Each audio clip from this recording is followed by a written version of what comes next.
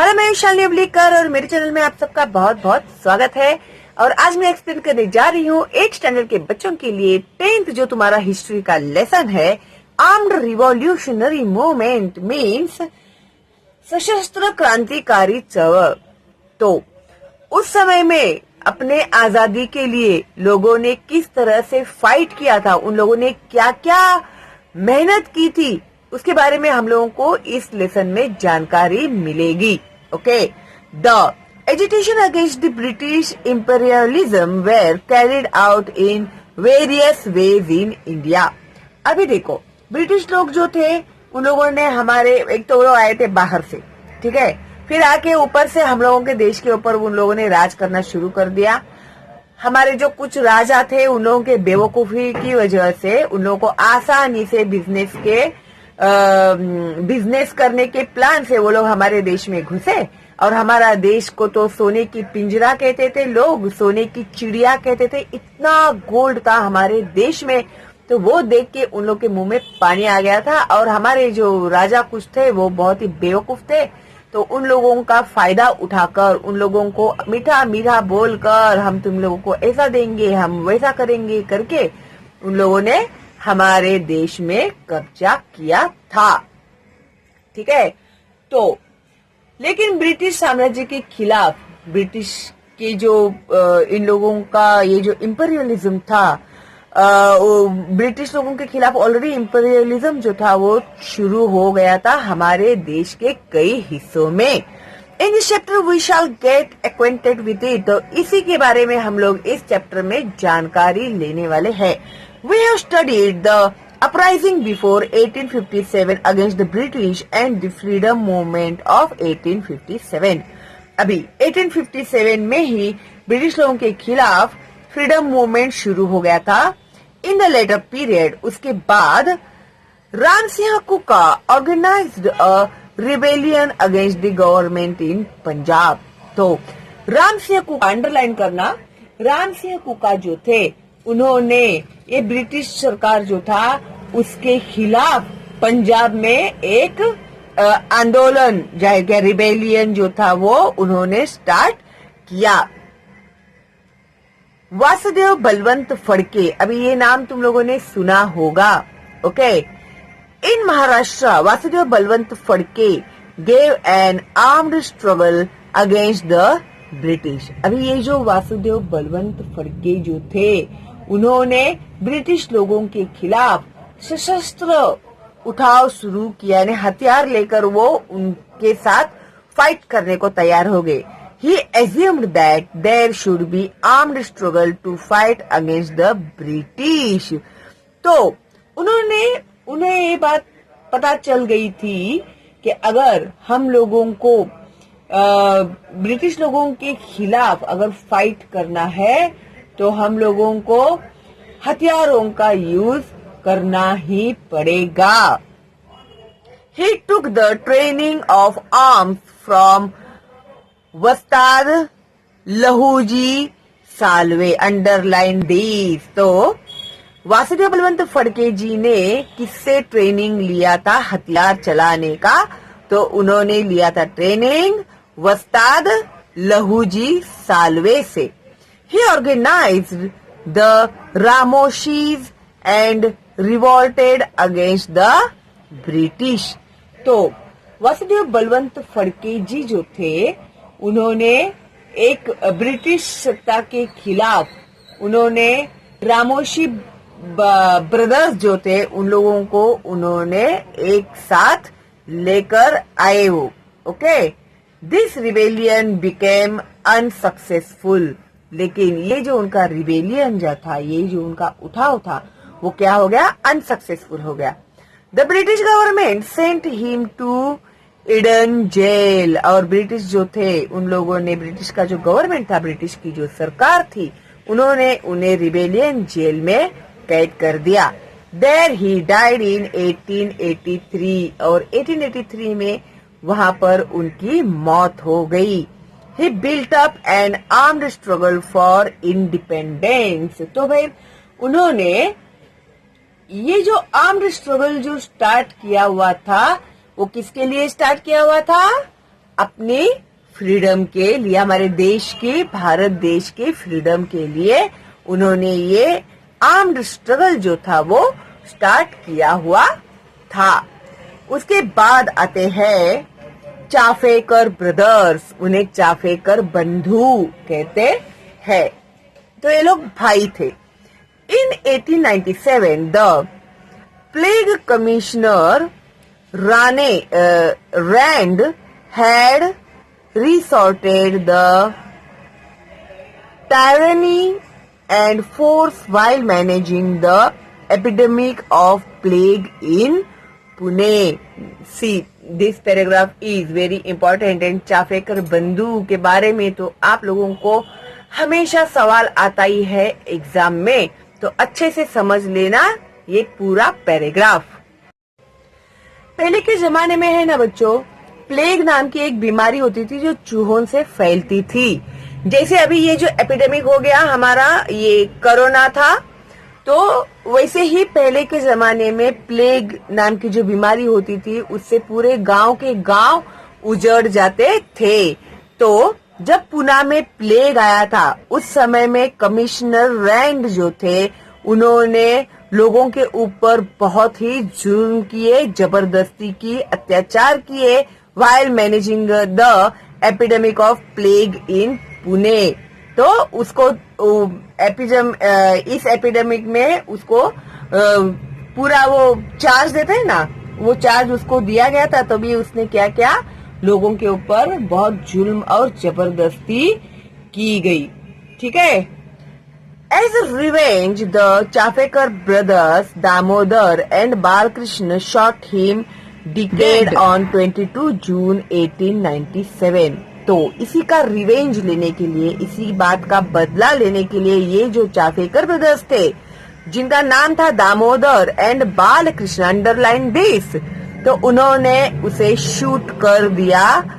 और कभी 22 जून 1897 में उन्होंने मार डाला। किसे? रैंड को, जो कमिश्नर था, प्लेग कमिश्नर जो था रैंड, उसको उन्होंने मार दिया। Damodar, Balkrishna and Vasudev, these 3 brothers and their associate Mahadev Ranade were hanged to death। तो इसके लिए दामोदर, बालकृष्ण एंड वसुदेव, ये 3 भाई थे और उनका जो साथीदार था, एसोसिएट जो था, महादेव रानडे, इन चारों को भी फांसी की सजा दी गई टिल डेथ, मौत होने तक। From the same house 3 brothers accepted martyrdom for the service of the country. तो एक ही घर के 3 जो बच्चे थे उन लोगों ने अपने देश के लिए अपने प्राणों के बलिदान दिए। During the same period Munda tribe in Bihar under the leadership of Birsa Munda made great revolt against the government. अभी ये बिरसा मुंडा का तो लेसन ही है, तुम लोगों को लेसन ही था, तुम लोगों को है ना 5th या 6th में। तो उन्होंने भी उनके अंडर, उन्होंने भी उनकी लीडिंग में उन्होंने भी जो ब्रिटिश सरकार थी उसके खिलाफ बहुत बड़ा उठाव किया हुआ था। ओके, रिवोल्ट किया हुआ था। अभिनव Bharat. In 1900 Swatantra Veer Vinayak Damodar Savarkar founded Mitra Mela, a secret organization of revolutionaries in Nashik. अभी ये बात है 1900 की। तो हमारे जो स्वतंत्र वीर विनायक दामोदर सावरकर जो थे उन्होंने मित्र मेला नाम का एक सीक्रेट ऑर्गेनाइजेशन तैयार किया। कहाँ पर? नासिक में। तो इस ऑर्गेनाइजेशन में वो लोगों ने ब्रिटिश के खिलाफ, ओके, ये लोग मिलके वहां पर प्लानिंग करेंगे, ऐसे उन्होंने ऑर्गेनाइजेशन स्थापन किया हुआ था। रिवॉल्यूशनरीज मीन्स क्रांतिकारी लोगों का एक ऑर्गेनाइजेशन उन्होंने स्थापन किया था। The same organization was renamed as Abhinav Bharat in 1904 में। ओके, तो उसी ऑर्गेनाइजेशन को नाम दिया गया Abhinav Bharat. Answer in one sentence में ये सवाल आपको आ सकता है, तो उसको प्लीज आप अंडरलाइन करना। Savarkar went to England for higher education. उस जमाने में सोचो, हायर एजुकेशन के लिए स्वतंत्र वीर सावरकर जो थे वो कहाँ पर गए थे? इंग्लैंड में गए थे। From there he began sending revolutionary literature, guns etcetera. और वहां से वो तो अभिनव भारत में के जो उनके ग्रुप में के जो ऑर्गेनाइजेशन में के जो लड़के थे, उन लोगों को वो गन्स और लिटरेचर यानी उसके बारे में वो उसे कैसे चलाना चाहिए, कैसे उसको हैंडल करना चाहिए, उसके बारे में किताबें जो होते थे वो उन्हें भेजते थे। To the members of Abhinav Bharat in India, he wrote an inspiring biography of Joseph Mazzini, the famous Italian revolutionary. और उन्होंने है ना, इटालियन जो क्रांतिकारक था ना, जोसेफ मजनी, उसका एक इंस्पायरिंग बायोग्राफी उन्होंने खुद लिखा। चरित्र लिखते हैं ना, एक स्फूर्तिदायक चरित्र उन्होंने लिखा। किसके बारे में लिखा? एक इटालियन रिवॉल्यूशनरी इंसान जो था जोसेफ मजनी के बारे में उन्होंने लिखा। The 1857 rebellion was the first war of independence was stated in the book The Indian War of Independence 1857 written by him। देखो, उस जमाने में 1857 में उन्होंने ये जो उनका जो किताब था ना, उसे मराठी में ग्रंथ कहते हैं, the Indian war of independence 1857। ये उन्होंने तभी ही लिख दिया था। हमारे भारत देश के इंडिपेंडेंस के बारे में उन्होंने ये किताब लिखी हुई थी, जो शुरू हो गई थी ऑलरेडी 1857 में। Do you know Swatantraveer Savarkar was sentenced to 50 years of rigorous imprisonment at Andaman. तो ये जो स्वतंत्रवीर सावरकर थे ना, उन्हें 50 साल तक अंडमान निकोबार में वो क्या बोलते हैं, एकदम हार्ड पनिशमेंट देते हैं ना, कारावास बोलते हैं उसे। तो वो सश्रम कारावास यानी बहुत ही उन्हें उधर मेहनत वो कराने को लगाएंगे। तो कितने साल की सजा दी थी उन्होंने? ब्रिटिश लोगों ने स्वतंत्रवीर सावरकर को 50 साल की सजा दी थी। He was there for 10 years और वहां पर स्वतंत्रवीर सावरकर 10 साल तक थे। In his autobiography माझी जन्मठेप he wrote down his experiences of the terrible days in Andaman। तो उनकी जो ऑटोबायोग्राफी है, आत्मकथा है, माझी जन्मठेप यानी मेरा वो उम्र कैद की सजा देते हैं ना, तो उसके ऊपर उन्होंने एक किताब लिखी हुई थी। और उस किताब में उन्हें वहां पर अंडमान में किस तरह से उन लोगों ने टॉर्चर किया, ब्रिटिश लोगों ने किस तरह से उन्हें हैराश किया गया था, उसके बारे में सारी जानकारी उन्होंने, उनके ऊपर जो कुछ भी बीता उस अंडमान के जेल में, उन्होंने वह सारा एक किताब में लिख कर रखा हुआ है। अगर आप लोग को मौका मिले ना बच्चों, तो जरूर वो किताब पढ़ना। आप तो इंटरनेट पे भी आप लोगों को मिल जाएगा वो किताब, ठीक है? तो फिर वो जरूर पढ़ना। बहुत रोना आएगा तुम लोगों को उनकी कहानी पढ़ के। Later the government took him to Ratnagiri and detained there. फिर उसके बाद वहां की जो गवर्नमेंट थी उन्होंने उन्हें वो लोग कहां पर लेकर गए, रत्नागिरी के जेल में उन्हें रखा गया।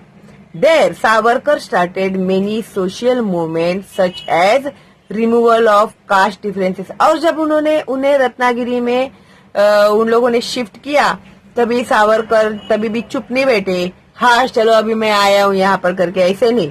तो वहां पर उन्होंने क्या स्टार्ट किया, तो social movement such as removal of caste differences. उस जमाने में जाति भेद बहुत होता था, ठीक है। अरे ये हायर क्लास के लोग है, कास्ट के लोग है, लोअर कास्ट के लोग है, ब्राह्मण्स बोले तो बहुत हायर, क्षत्रिय जो है वो वॉरियर्स होंगे। इस तरह से कास्टिज्म के हिसाब से लोगों को ट्रीट किया जाता था। तो उसके बारे में उन्होंने एक सोशल मूवमेंट स्टार्ट किया था कि ये जो कास्ट सिस्टम है उसको हमेशा के लिए रिमूव किया जाए।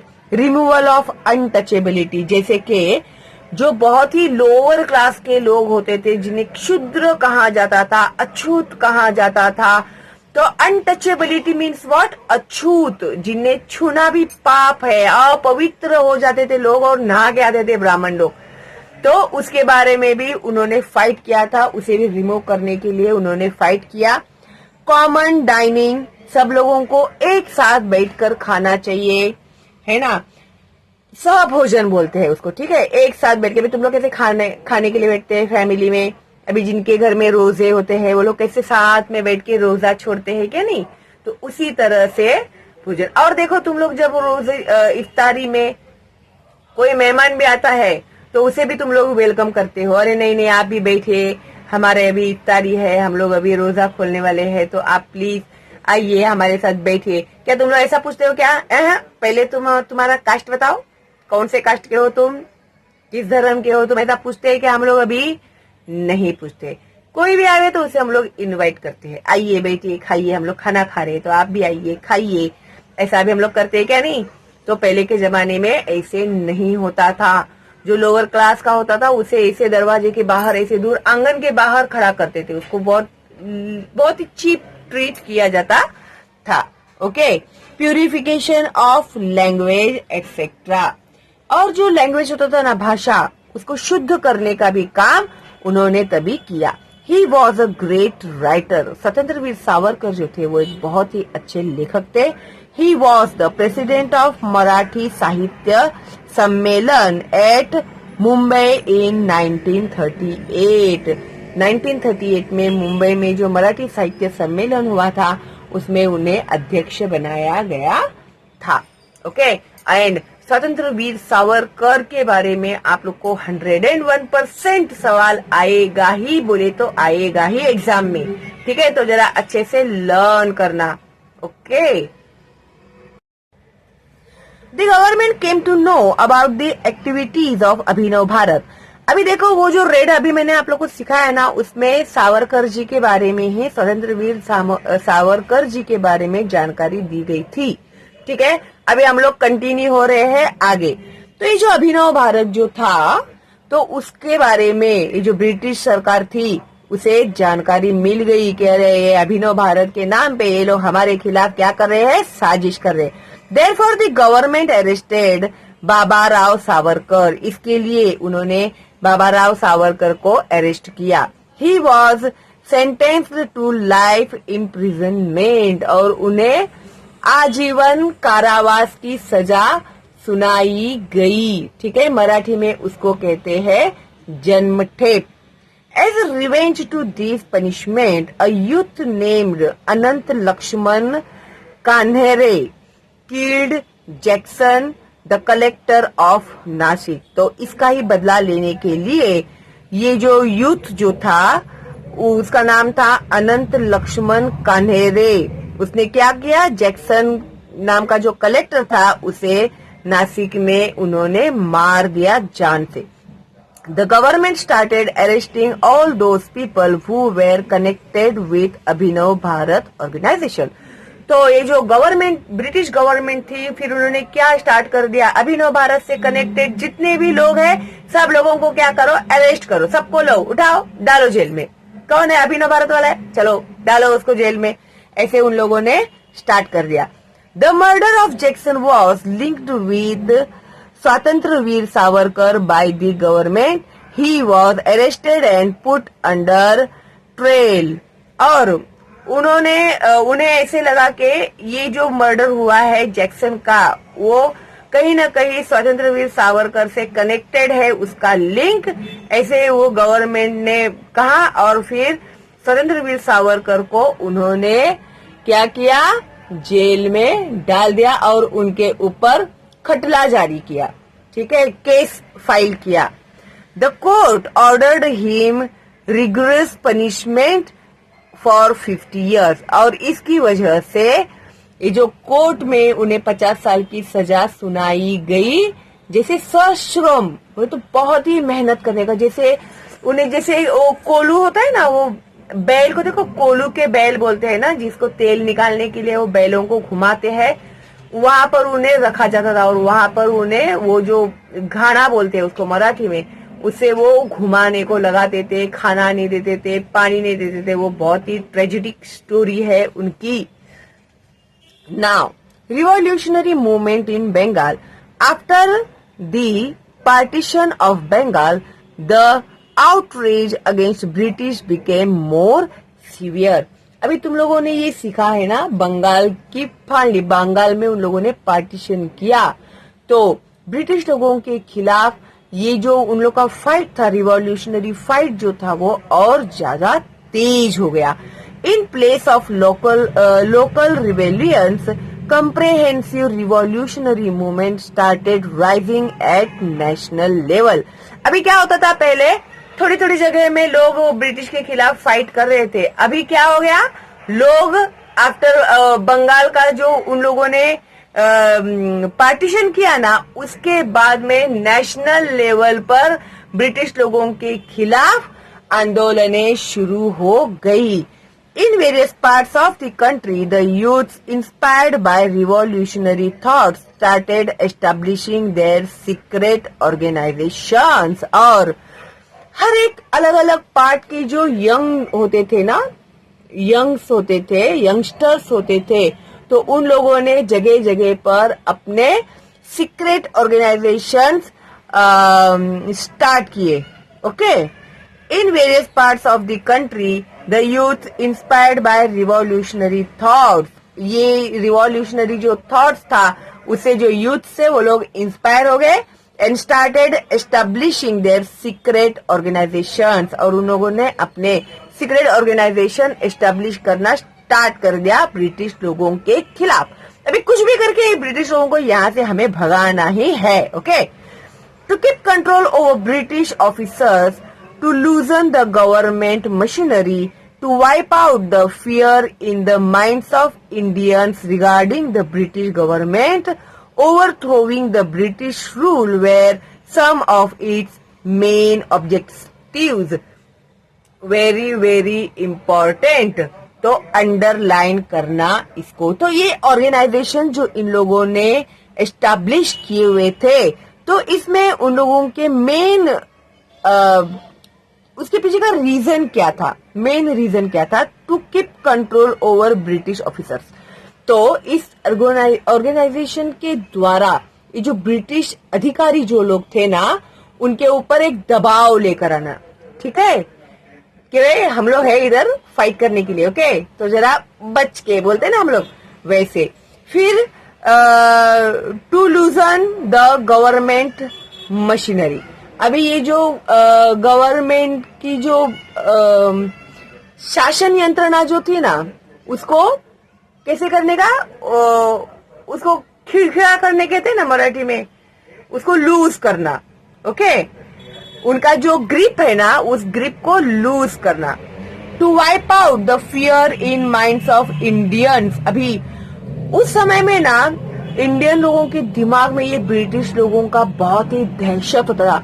अभी जैसे तुम लोगों ने वो जो मूवी थी, लगान मूवी थी आमिर खान की, है ना, तो उस लगान मूवी में एक दिखाया गया है तुम लोगों को, उसमें से तुम लोग को पता चलेगा कि किस तरह से ब्रिटिश लोग जो थे वो रूल करते थे और किस तरह से लोगों को डरा कर धमका कर उन लोगों से काम कराते। तो ये जो डर होता है ना इंसान के मन में से निकालने का, बहुत बड़ा काम ये जो ऑर्गेनाइजेशन थी वो कर रही थी। Overthrowing the British rule were some of its main objectives.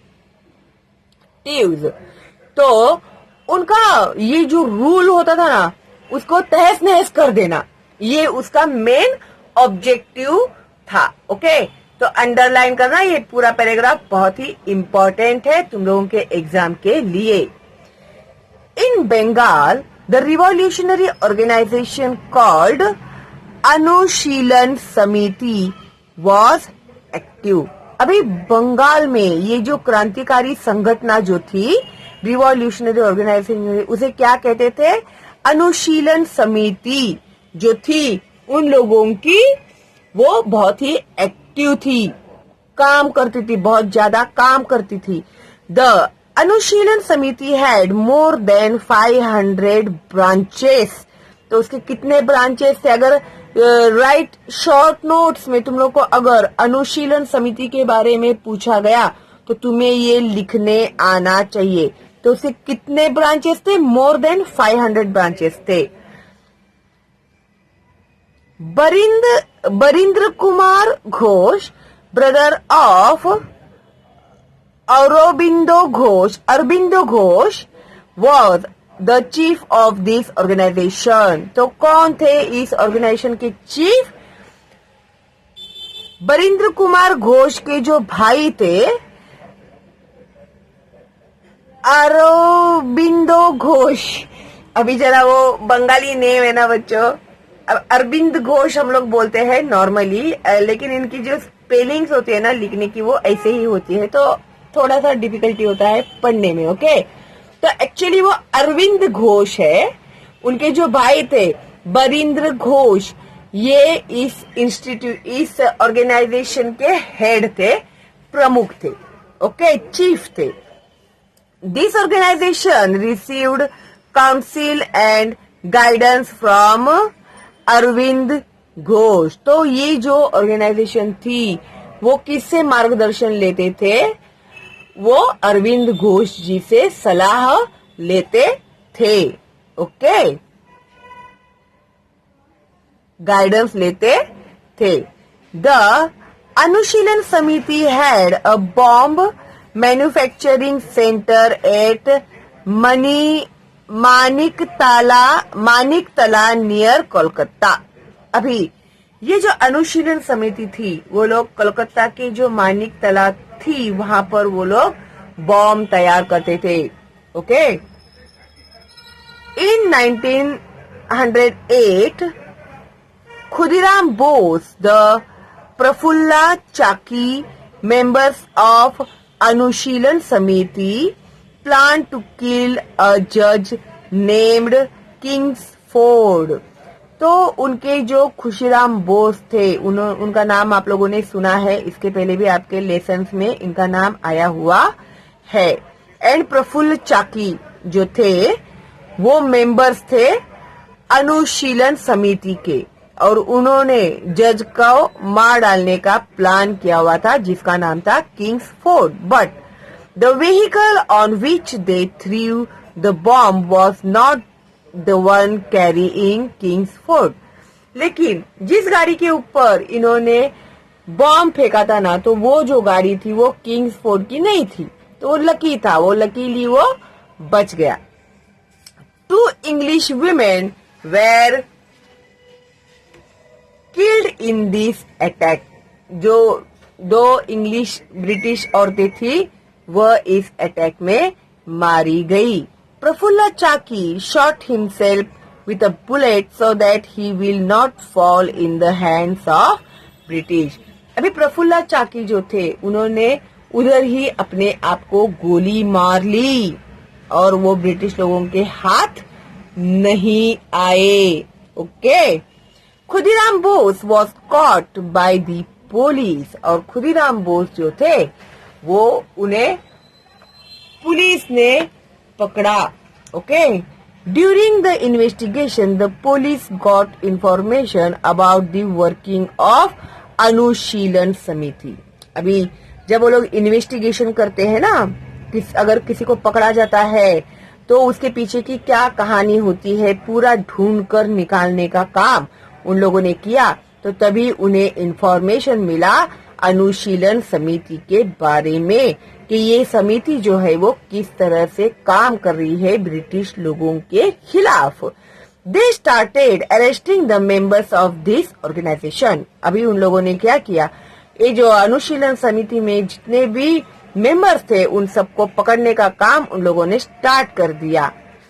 Arvind Ghosh was also arrested. अभी अरविंद घोष जो थे वो भी उसी ऑर्गेनाइजेशन के मेंबर थे, इसके लिए उन्हें भी अरेस्ट किया गया। But the government was unsuccessful in linking him to manufacturing of bombs and hence the court set him free. लेकिन ब्रिटिश गवर्नमेंट जो था वो ये बात प्रूव नहीं कर पाई कि जो बॉम्ब बनाया जा रहा है वहां पर उसमें ये जो अरविंद घोष है उनका भी हाथ है। इसके लिए उन लोगों को अरविंद घोष को फ्री करना पड़ा।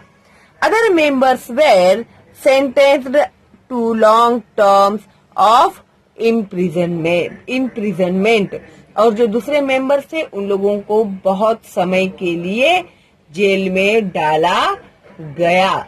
ओके, वो तो बोले तो लंबी सजा दी गई बोलते हैं ना, वैसे उन लोगों को सजा दी गई। Rashbehari Bose and Sachindranath Sanyal spread the network of revolutionary organizations outside Bengal. Very important. Rashbehari Bose and Sachindranath Sanyal जो थे उन्होंने बंगाल के बाहर ये जो ब्रिटिश लोगों के खिलाफ जो क्रांतिकारी संगठन थी उन्होंने उसका नेटवर्क बंगाल के बाहर तक पहुंचाया।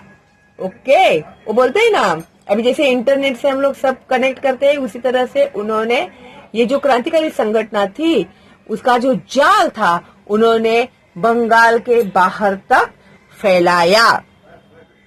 The centres of revolutionary work were set up at Punjab, Delhi and Uttar Pradesh. अभी उसके सेंटर्स उन्होंने कहां पर खोले तो पंजाब, दिल्ली और उत्तर प्रदेश में उन लोगों ने वो रिवॉल्यूशनरी वर्क जो था वो स्टार्ट किया।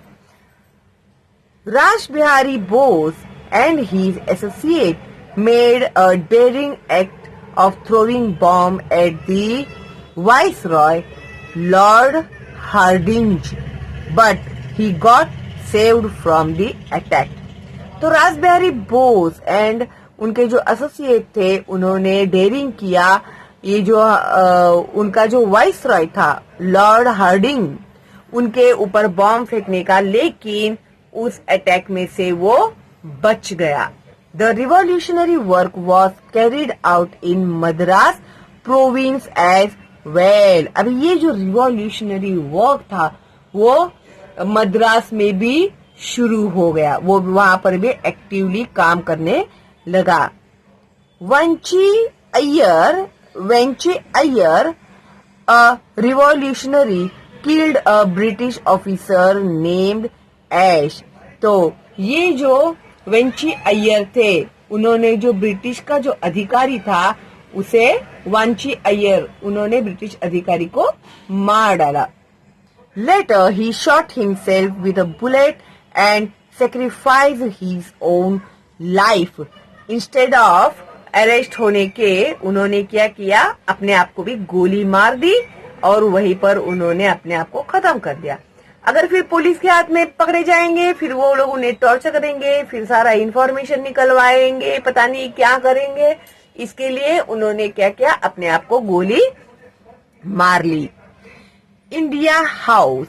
The revolutionary work in India received assistance from Indian revolutionaries staying abroad।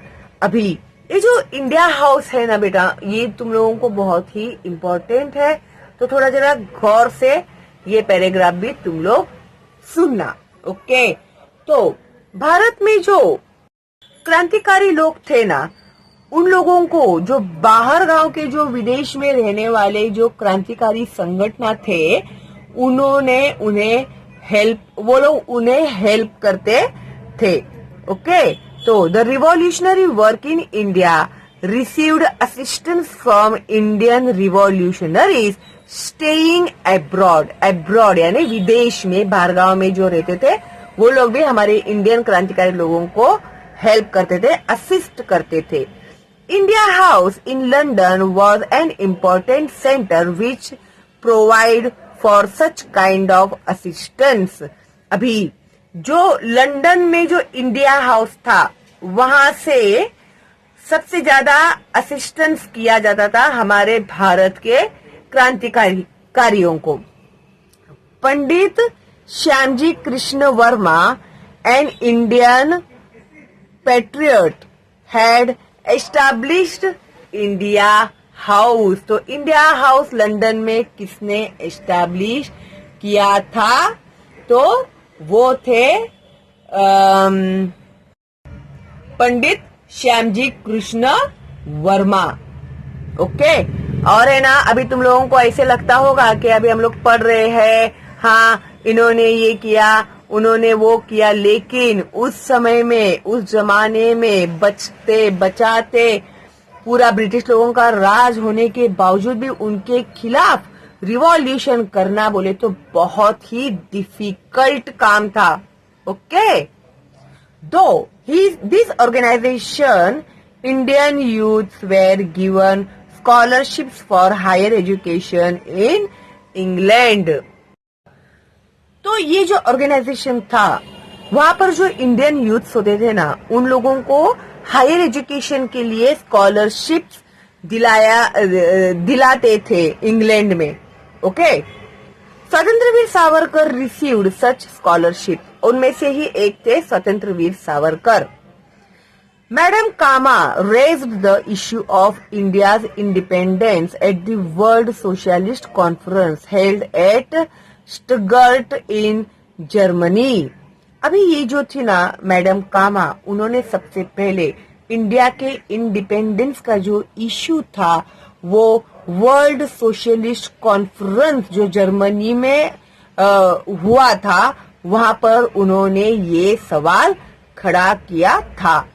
In the same conference she unfurled the flag of India. और इसी कॉन्फ्रेंस में मादाम कामा जो थे उन्होंने क्या किया था? हमारे भारत देश का झंडा लहराया था उसी कॉन्फ्रेंस में। Another revolutionary associated with India house was a youth named Madanlal Dhingra. अभी एक क्रांतिकारी था इंडिया हाउस का, उसका नाम था Madanlal Dhingra. He killed Curzon Wyllie. तो उसने किसे मारा था? कर्जन वाइली को, अ ब्रिटिश ऑफिसर। वो कौन था? ब्रिटिश ऑफिसर था। Due to which Dhingra was hanged to death. और इस कारण धिंगरा को हैंग टिल डेथ यानी मौत होने तक फांसी की सजा सुनाई गई। ओके, फिर उसके बाद है गदर मूवमेंट। ये मैं आपको सिखाऊंगी पार्ट 2 में, क्योंकि बहुत बड़ा वीडियो हो जाएगा। ओके, तो लेसन भी बड़ा है ये, तो पार्ट 2 में मैं आपको ये सिखाती हूँ गदर मूवमेंट। ओके, तब तक के लिए पार्ट 1 जो है वो अच्छे से समझ रखना आप लोग। ओके, तो चलो मिलते हैं बहुत जल्दी ही पार्ट 2 में। आपके एग्जाम चल रहे तो all the best and bye bye.